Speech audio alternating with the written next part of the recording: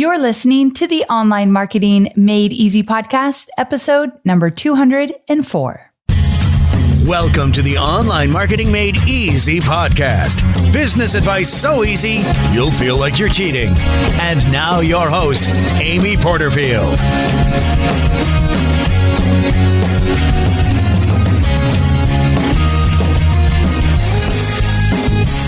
Hey there, welcome back to another episode of the Online Marketing Made Easy podcast. I'm your host, Amy Porterfield, and today I've got a fun one for you.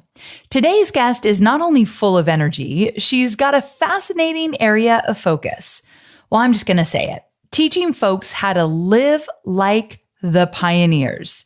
And I'm talking raising pigs and cattle, grinding your own flour, canning vegetables, things you will never, ever catch me doing, although I find it fascinating that she has built an entire business around pioneering. So by day, Melissa Norris used to work as a pharmacy tech in a town 2 hours outside of Seattle. By night, she worked on her webinars and her membership site. And in less than 2 years, she was able to build up her business and quit her day job. Now, today, she has a podcast. It's called Pioneering Today, and she's got a course called the Pioneering Today Academy. She also has 2 books, The Made from Scratch Life and Handmade, the modern guide to made from scratch living. I wanted to bring her on today's show for a few reasons. Number one, to talk about the steps she took to quit her day job. I know a lot of you are loving the idea of quitting your own job, and you've been asking me the steps that it takes to get it done. So I wanted to offer you one roadmap of how a student got there. There's a lot of different ways to get there, but I wanted to share one of my students' stories. And the second reason why I wanted to have Melissa on the show is because she's had amazing success with webinars. And specifically, she's used webinars to sell her membership site. And so she's going to share some insights and some aha moments she's experienced along the way as she's paved her way to great success with webinars. Now, speaking of webinars, this episode is brought to you by Webinars That Convert, my A to Z webinar program where I'm going to show you everything you need to know to create a webinar from scratch so that you can sell your programs, products, services, live workshops, whatever it may be on a live webinar. Now, I know a thing or two about webinars. I have done hundreds and hundreds of them, and I have built my multi-million-dollar business using webinars to not only grow my email list, but also sell all of my online courses. And I want to show you a bunch of examples about what works, what doesn't work. I want to also show you the roadmap that you can use to build your own webinar. So in order to show you all of that, I created a free masterclass where you're going to walk away feeling excited, inspired, and 100% ready to dive in to learn how to create your own webinar so that you can sell successfully online. So this free masterclass is at amyporterfield.com/webinars. amyporterfield.com/webinars. Don't wait. Sign up right away because I cannot wait to show you what it takes to put together a wildly profitable webinar. All right, let's go ahead and jump in as we chat with Melissa Norris. Melissa, thank you so much for being on the show. I'm honored to have you here. Thank you. I am really excited. I have been a longtime fan of you, Amy. In fact, when you talk about your tribe and the people who listen to every single podcast episode, my hand totally raised up. I love it. I love when that happens, when I'm excited about your story and you are a loyal listener. I think it's a huge win-win. So I'm excited to dive into your story because it's just so interesting in terms of where you were, what you've done, and where you're at now. So if you're cool with it, we're just going to dive in. Yeah, let's go. Okay. So first, tell me about your full functioning homestead. What is that? Tell me about it. Yes. So we live on what we call a full functioning homestead. So we're in Washington State, Pacific Northwest, and we live on almost 15 acres. And my husband and our 2 kids, we raise all of our own meat. So we raise all of our own organic grass-fed beef, organic pork. We have laying hens, so we get fresh eggs every day. And we also raise a flock of meat chickens that we butcher and harvest ourselves. So we're fully self-sufficient when it comes to our meat. And then we have a huge, vegetable garden and fruit trees. I can about 500 jars of food every year to stock in the pantry. We do seed saving. So that is what I mean by fully functioning homestead. We're pretty self-sufficient. We do still use the grocery store, but we try to produce as much of our own food as we can. Wow. Okay. So how long have you been doing this?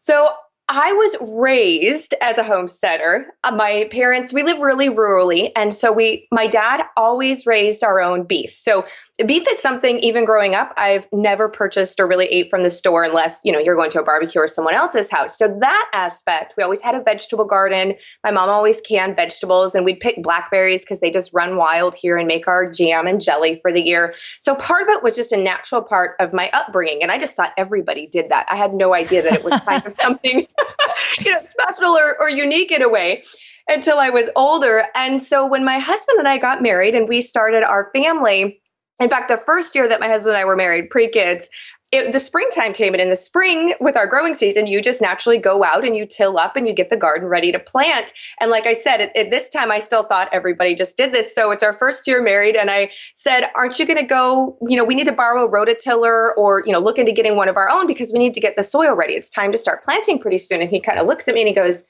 you want to have a vegetable garden? And I'm like, what do you mean what? That's just what you do. And bless his heart. Oh my gosh. He totally jumped in with me and he's like, yeah, let's do that. And he has just embraced the whole homesteading thing, which has been fabulous. And so we started there. And then as we had kids and I had health issues, actually, I had my esophagus and upper stomach biopsied for cancer in my late 20s when my daughter was just a year old and my son was 5. And when we started looking at our food and the industry as a whole with our groceries and modern agriculture and all of that stuff, we decided that we were really going to up what we were raising ourselves. And so that's when we brought in all of the chickens and the pork and started doing our meat chickens as well and really increased our home food production. So impressive. I love your story. Okay, so how did you get the idea of teaching others how to do this? Yeah, so I started a blog because I actually, Amy, thought that I was going to be a historical fiction author. I've always wanted to be a writer ever since I was a little girl. So I learned that you needed this thing called a platform, like way back in the day, 2011, 2010. And so I decided, well, I need to create a blog then in order to create a platform to sell a fiction book. So I started a blog. And because I was going to write historical fiction that had people, growing their own food and canning and cooking in Dutch ovens and all the stuff that we were doing already, I thought, well, I'll share like those type of tutorials and recipes because people would be interested in maybe how to do that if they like this time period of fiction. So I started a how-to homesteading blog. I just didn't know that that's what it was in the very beginning in 2011. So the blog started to really grow organically. And so then I started looking at it as, a blog and learning about marketing. I actually was asked to do a local radio show, which then morphed into my podcast. And then I got my first book offer by a traditional publisher because of my blog. They saw my content and they said, we would love to have you write nonfiction books for us. So not the route I thought I was going to initially go, which of course I accepted. We've published 2 books, which has been a really fun experience. But I had a lot of readers and listeners from the podcast, both, they were asking for video content. Or they were asking if we ever open up our home to do like a really hands-on training, doing all the homestead stuff, like a weekend at our home. And I realized at that time, because I was still working my day job and I was doing all of this, that I really could not deliver any more in-depth training with the current setup that I had. So both time and money, because I was putting in, 40 to 50 hours a week on the blog and all of that part, plus the day job and then, family, kids, the homestead, animals, and all of that.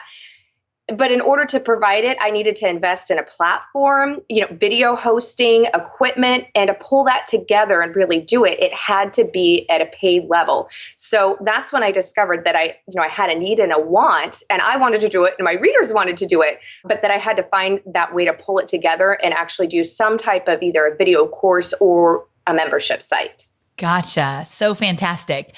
Okay, so talk to me about when you realized you could transition from your day job and the first step toward doing that. Like, I want to know, what did this look like? I know you had a talk with your husband, right? I did. I absolutely did. So at first, it was really exciting because I can still remember when with my blog, I earned like $50 and I'm like, oh my gosh, like I actually earned money for this. And that was very exciting.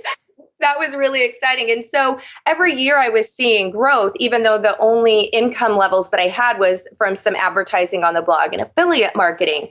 And so I talked to my husband, and I originally thought that our determination was that I needed to make the same amount from the website and the blog and everything as what my current day job salary was.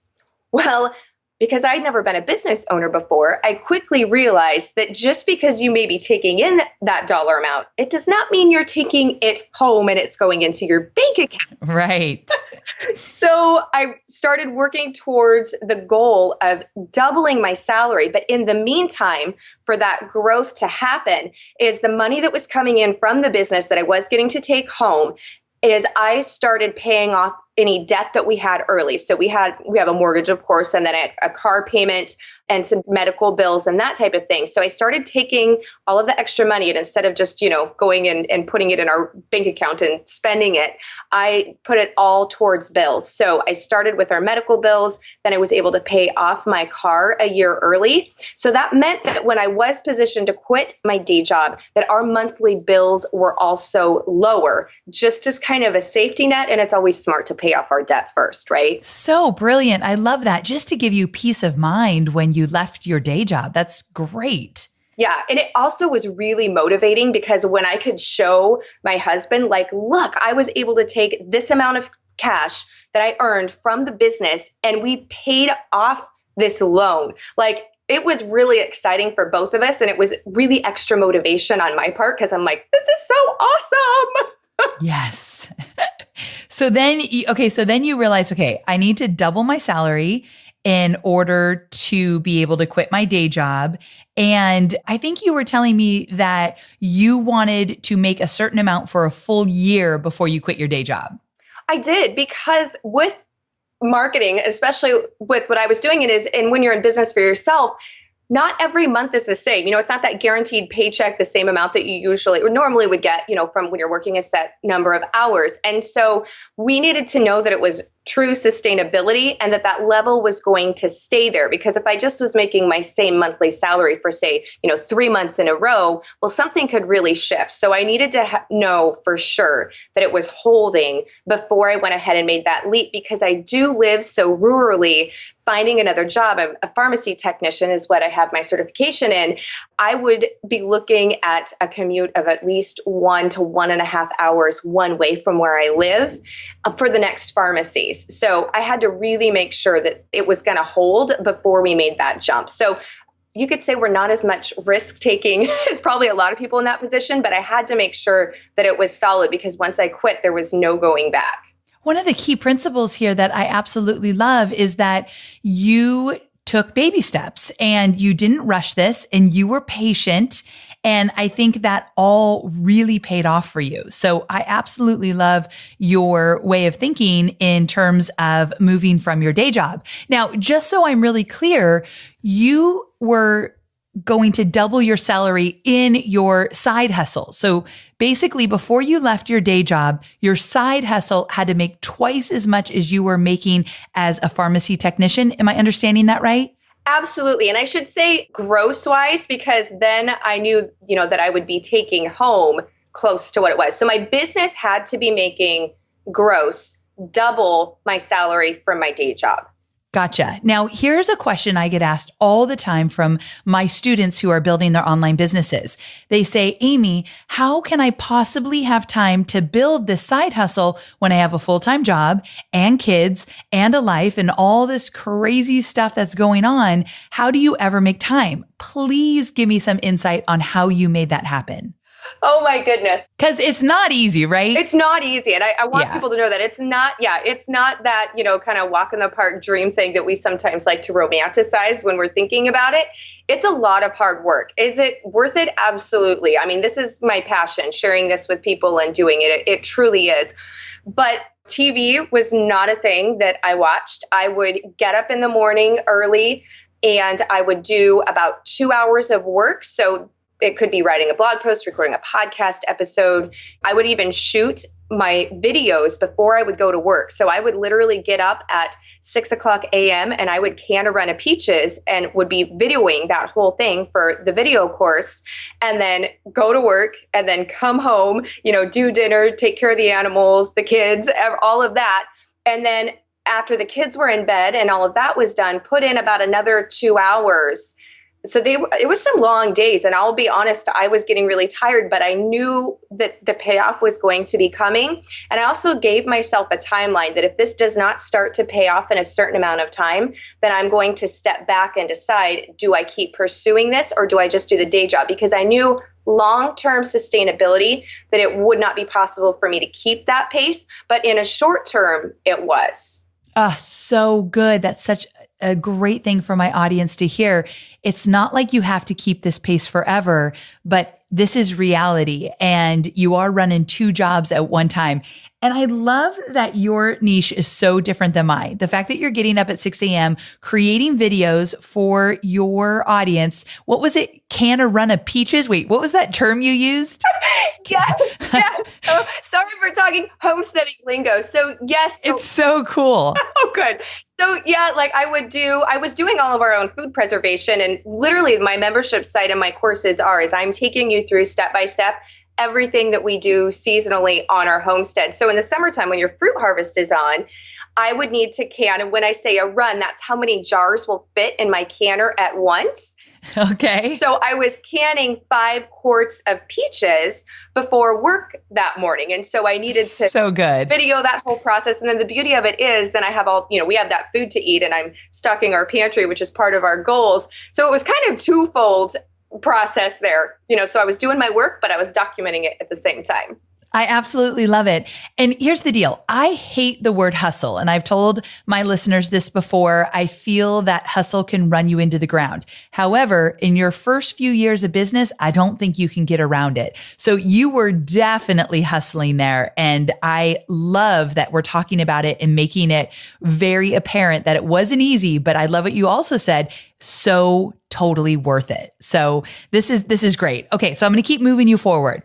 So we get to the point that you realize, okay, I've got to double my salary before I leave my day job. You are doing that for a full year, and then you are finally ready to go out on your own. So next you had to decide what to sell and how to sell it. So tell me about that.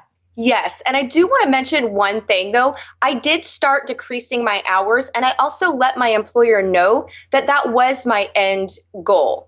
So I was very upfront about it. They were totally on board with that. And so I want to say I also actually did quitting my day job in baby steps as well. I love it. That's exactly what I did at Tony Robbins. I asked to work from home a little bit. Then I asked to go part-time. Then I finally took the leap. And that was over at least a period of a year. So I think having that open communication, when you're a good employee, I think that your employers will respect that.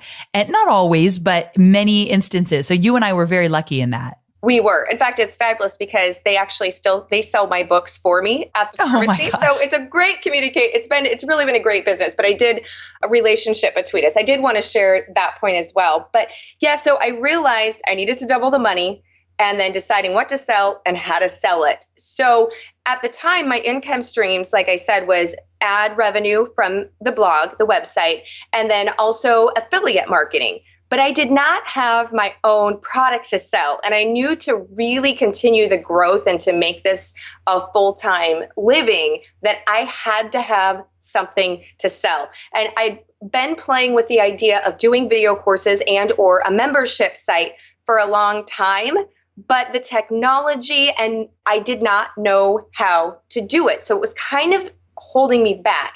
And then two things happened. New Kajabi did their founders launch, and I found out about it the very last day that you could get in on it. And so I'm like, okay, I've actually got the tech done for me now, all in one, package. So I got that part down. And then you had Webinars That Convert, which I actually purchased Webinars That Convert in the fall, but I didn't do my first webinar to launch my membership site until the spring. So I kind of sat on it for a little bit. But I used webinars to launch, and I did a beta launch or a pre-sale model with the webinar. So when I launched, I had one video lesson up waiting for them within the academy with the promise of what I would be delivering every single month to them. So I totally pre-sold the entire thing. Oh, I love that. Okay. So you did not have your entire program ready to go, and you had just a little bit. So you launched it with webinars. And then from there, what did you promise? Like, what was the offer? So the offer was, and at the time, I looking back, I didn't even think to do, you could pay for a whole year in advance and get a discount. It was just set at that monthly fee. And at that time, when they got to join, it was $17 a month. And I promised that I would do 2 to 3 video lessons every single month, and that I would deliver that to them. And with my video lessons, I also deliver a full download guide. Sometimes there's additional recipes in there, like written recipes, if we're going over that type of thing, especially with the canning, different recipes for them. But knowing that my audience is homesteaders, I knew that they would want to have something that they could download and print out so that they would have that hard paper copy. So they're getting a download guide with their tutorials plus the video lesson. And I promised I would deliver 2 to 3 of those a month.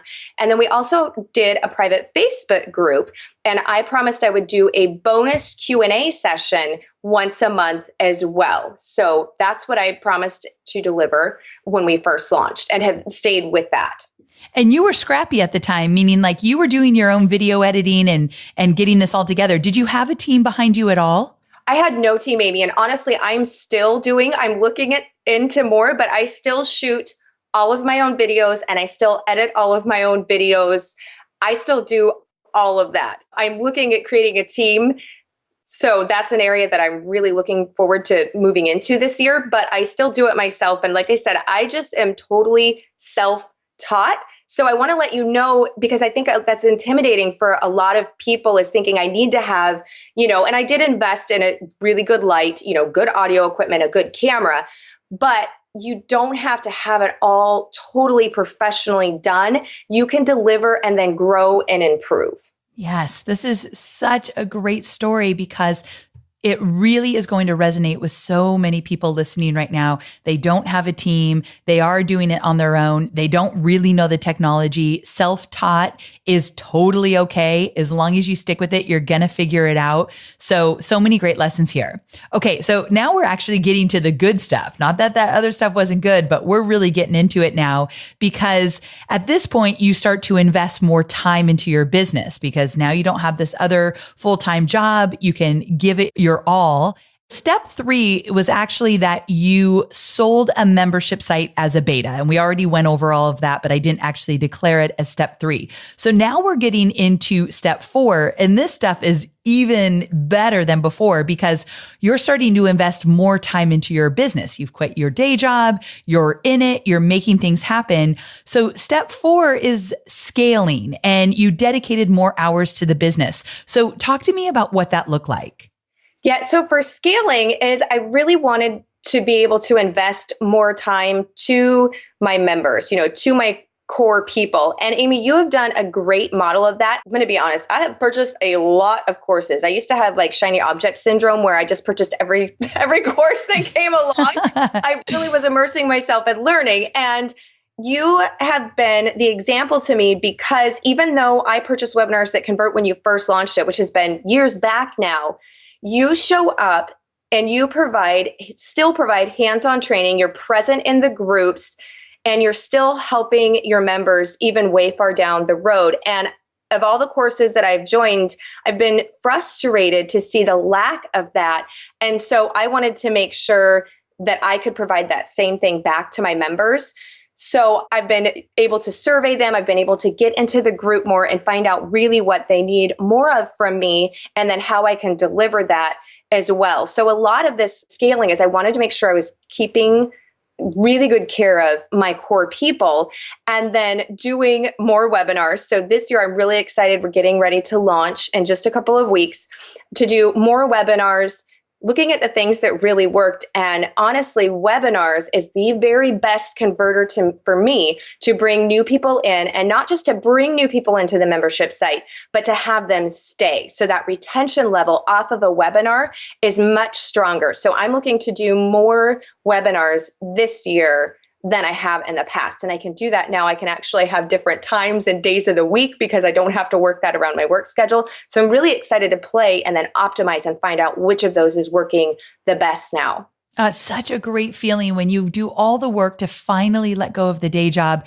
And now you have this time to experiment and try new things and really get in it. I remember when that happened, it was like the best freedom I've ever experienced. So I'm excited that you got to that point. Now, I want to ask you a really quick question, because I know some of my listeners that are interested in doing webinars have this question. I'm curious if you can give us a little snapshot as to what you teach in the webinar, and then of course, you're selling your membership site, but what does the free content look like in your webinar? Yeah, absolutely. And I will say too, because I have a membership site, and mine is a bit seasonally, because, planting is usually one time of year for the majority of it, and canning and stuff is predominantly when your harvest is on. I have different webinars for different times of the year, but they all lead into the same core product. So for example, one of the things that I do, and I'm getting ready to do, is going to be how to raise enough food for a whole year. And so I go over in there the crops and the things that we grow for a whole year, and the amount of work that honestly truly takes us of our hands-on time. And then we transition into, if you want to learn how we do absolutely all of this, then come and join the membership site, and I will walk you through and actually show you how you butcher the chickens and how you actually prune your fruit trees and how you actually do all of these steps. But I do give them, if you want to grow enough food for a year, this is really what it takes. You cannot grow all your own food for a year. Let me be specific on that too. But this is how to determine which crops or which foods you and your situation with your land and the time that you have, this is what you're going to be able to grow an entire year's worth of. And this is how you take advantage of the area that you do have to grow more crops. So looking at varieties and ways that you can maximize the space and the time that you have to get more of it. So that's one of the classes that's been really popular that we're going to be doing more of webinar-wise. Okay, so let me point out to those that are interested in webinars why that works. And the reason for that, it's so very smart, is that Melissa is actually showing people what is possible. She's laying out the roadmap and saying, this is what it will take. And she's giving them the honest assessment so they don't think it's super easy or they could do it in a few days. She's really laying it out. This is the real raw story of how you can grow your food and have your livestock or whatever it might mean for a full year. And now once they see the opportunity and the possibility through her free content, now they're saying, okay, this is doable. How do I do it? Sign me up. I want more. So remember that free content, the opportunity, the possibility with real life examples, real stories of someone actually making it happen. So incredibly powerful for free content. Okay. So just wanted to put that in there because I love when our episodes are actually mini lessons that people can walk away with takeaways. So, all right, we got to step 4, which was all about scaling, dedicating more hours to the business. You're going to start doing webinars at this point.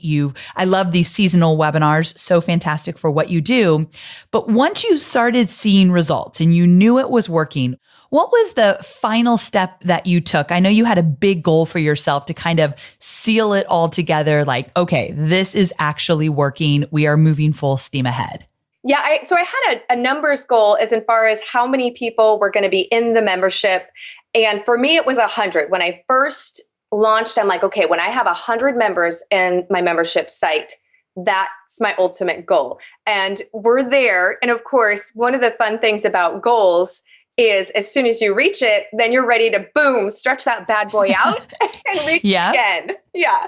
So true. So you wanted to reach 100 members in your membership site, which you've done. And now you've set your goals higher and you're reaching for the stars. Yes.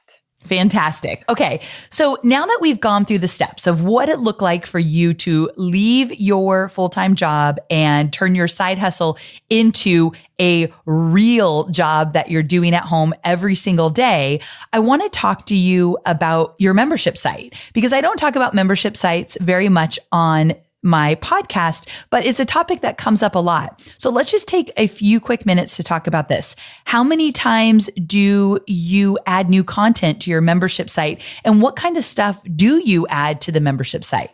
Yeah. So in the beginning, when it was in its beta series, like I said, I launched and didn't have anything. At that time, I was adding about 5 to 6 videos a month because I really wanted to build it up. And I have basically within the membership site, I have mini courses or mini modules, as you would speak. So I wanted some of those modules to be completely finished so that I could sell them as an independent course and open that up to affiliates or joint venture partnerships. So that's what I did with our home canning with confidence course, is I delivered all of that over a 4-month period. And so that was putting in additional videos beyond just the 2 to 3 that I'd promised. But it was also great for me because I knew what I was capable of and what I could sustain if I needed to. But I also could feel like, okay, 6 video lessons with me doing everything myself a month, that is too much. And so I knew that 2 to 3 I could sustain for a long period of time and not feel overwhelmed.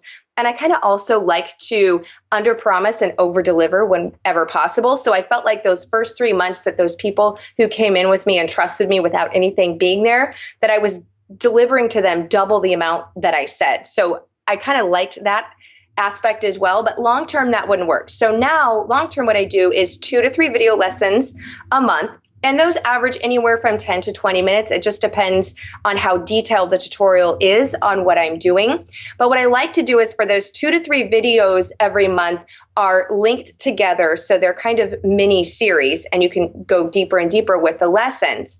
Each lesson does get that download guide. So for example, over the winter months, when you're not out as much, gardening and growing and raising everything, we had a grinding your own flour and baking and cooking with fresh flour. So we covered ancient grains, how to, make your bread with fresh flour, how to form the rolls, how to store your homemade bread. We had a gluten-free baking. So we had an entire series on that. And then they also get all the download guides linked together to create a mini ebook so that you have at the end of it, you actually have an ebook that you can print out or just store on your computer that goes and complements the video lessons. Fantastic stuff. I love these topics too. They're just fascinating to me. I could only imagine me trying to ground my own flour. I think it would be a disaster, but I'm always so impressed with people that could do these things. So I love the topic. Tell me about your private Facebook group. What do you do in there?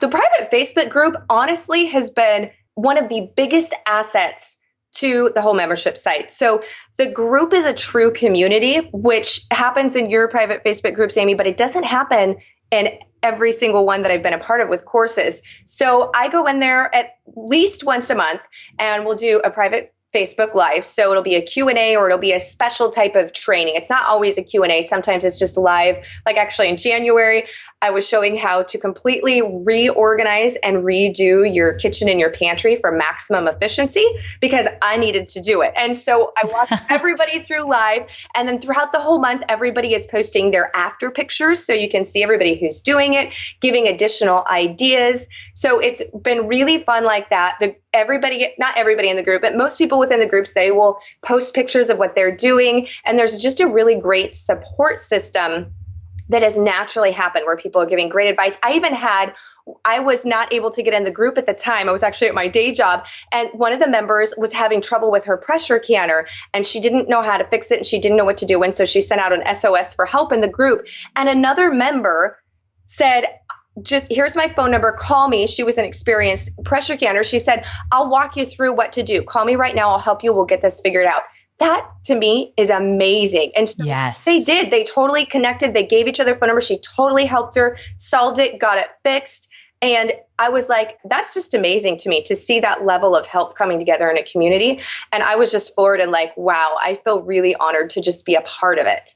Yeah, I love seeing that. That's like, it feels like when you are a leader of a Facebook group and you see other people helping each other, even getting offline to help each other, it's like you feel like a proud parent, like you're beaming. Yes. Like, look what they're doing. This is so fantastic. I know that feeling 100%.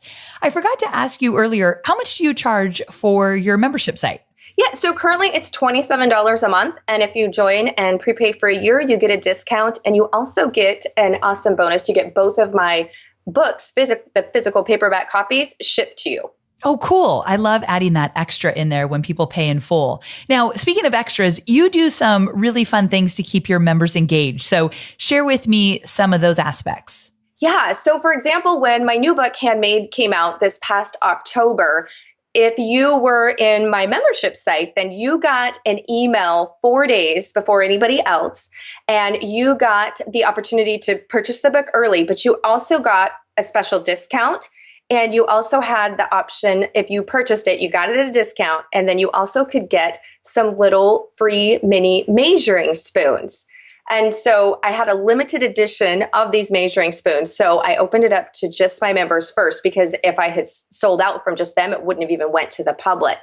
So I try to give them special discounts. Oftentimes I'm able to work with different companies for supplies that will need to do things, and they will give us special coupons and special discounts. And my members get those. Those don't go out to my regular list. And then this year, our 2-year anniversary is in March of when the membership opened. And my members don't even know this yet, but they are going to be getting a special thank you, happy anniversary package in the mail sent to them. So that's really cool. So you treat them as though they are VIPs. They get all the special treatment when they're part of your membership site. Yes. Which I absolutely love.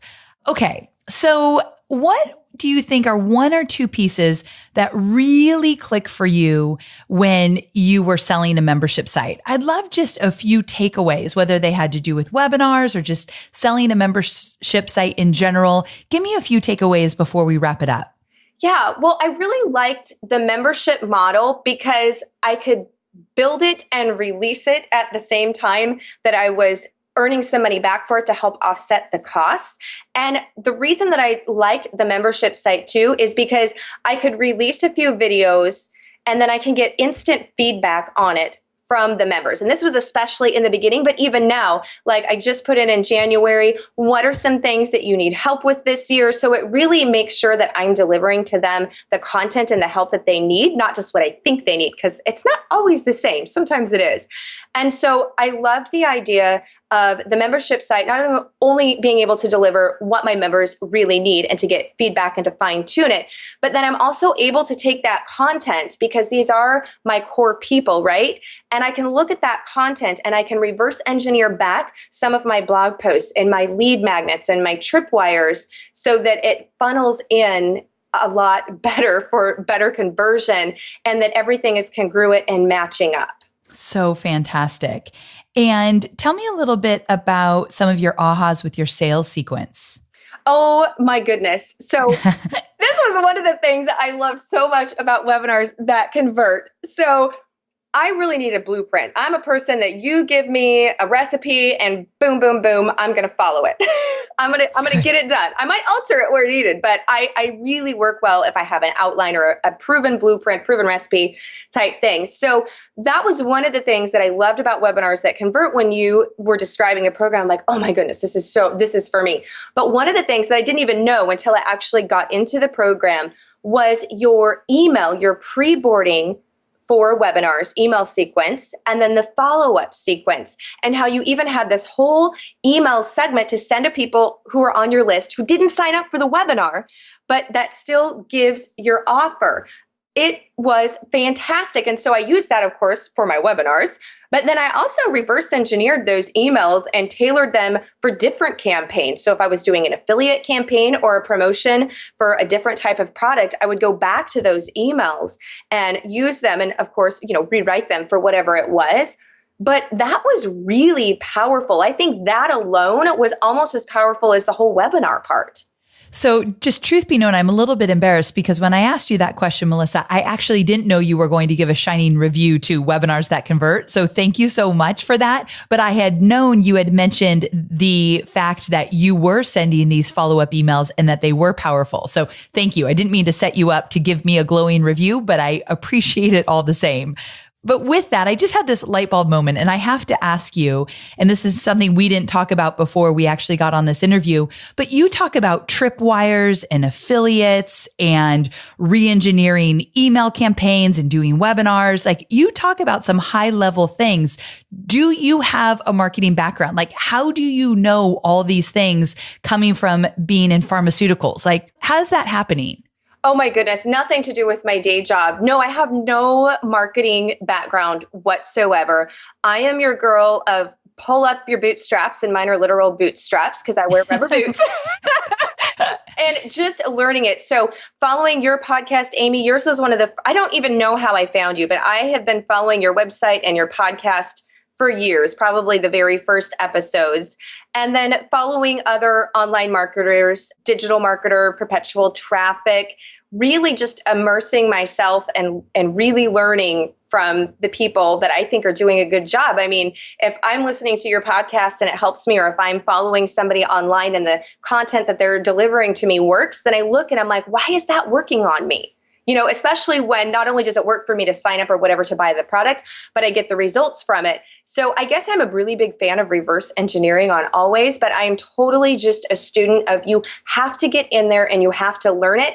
And I wanted to be able to I couldn't afford to hire this out. Like, I'll just be honest. I could not afford to hire any of this out when I first started. And I also wanted to make sure that I understood it enough that I could do it. Now, maybe not as awesome as someone who's a professional at it, but before I hired it out, I needed to be able to understand it so that when I went to hire it out, if something, kind of went wrong, or that I could make sure that I gave them what they really needed to do the best job possible. Because if I'm going to spend my money on somebody, they better be able to do it better than I can. So true. I totally believe in that 100%. Melissa, you really impress me. I love your ability to just learn what you need to learn. Like you said, pull up your bootstraps, get in there and make it happen. I'm sure you've had your moments of frustration and your moments of like, I can't do this. This isn't making sense. Then you go back to it and you make it work. So perseverance, consistency, I just see it running through everything you've done. And I think you're going to be an inspiration for those listeners right now that are feeling like, I don't know this stuff. Marketing doesn't come easy to me. It's not my second language. It wasn't yours either, but you stuck with it. And that message, if someone walks away with just getting that message, it could be a game changer for them. So you really are giving people a gift, and I appreciate that. And my final question, I guess I've got two more questions. First, what's next for you? You've done all this great stuff. You've gotten your business to a really solid place, but I know that you're always shooting for more. So what's next? Yeah. So my next goals for this 2018 is I want to double the size of my email list. So that is a very big goal. And I also want to double the amount of members that I have. So doubling is apparently my thing for this year. So I want to double the amount of emails, subscribers, and then double the people who are on my membership site. And I'm hoping that those go hand in hand. And then my other thing is consistency. And this is where your podcast has been such a great inspiration to me, because you put out a podcast episode every single week. And I have a podcast. And so before I was doing between 2 and 3 podcasts a month. Sometimes it would be every week, but it was never without fail every single week. And so that's my goal for 2018. And so I loved the batching episode that you did and the ones you've talked about your podcast. And so a podcast episode every single week for 2018. So those are my 3 concrete goals. I love those goals. Absolutely fantastic. And I know I've got some people interested in homesteading out there. So you got to tell people, where can they check out your content? Yeah, so at melissaknorris.com and the Pioneering Today podcast on wherever you listen to podcasts. Fantastic. Melissa, thank you again. It has been a true pleasure to have you on the show. Oh, thank you so much, Amy. So there you have it. I hope you enjoyed this interview with Melissa as much as I have. What I loved most is that Melissa is building a business around a topic that has nothing to do with making money online or marketing online, which is, of course, my niche. It's what I do. But I like to show examples of how what I do can work in other different niches or different fields or different markets or whatever it might be. And Melissa is proof of that. So I'm so glad she came on the show.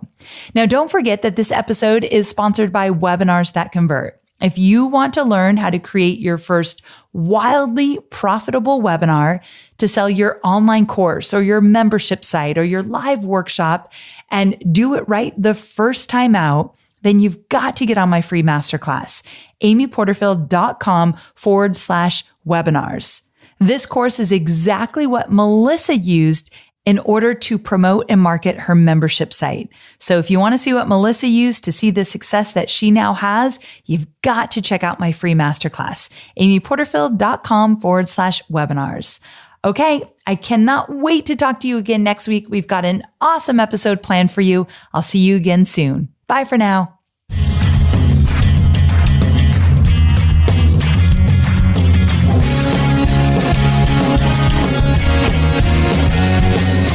Thanks for listening to the Online Marketing Made Easy podcast at www.amyporterfield.com.